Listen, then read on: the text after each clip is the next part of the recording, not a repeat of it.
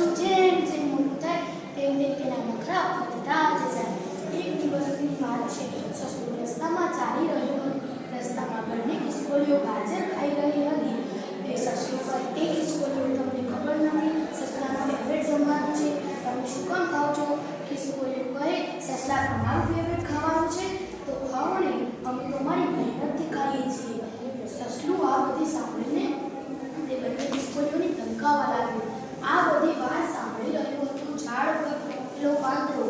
વાંદરો નીચે આવીને તે સસલાને કહે, એ સસલા, તું શું કામ આ બંને ખિસકોલીઓને ડરાવે છે?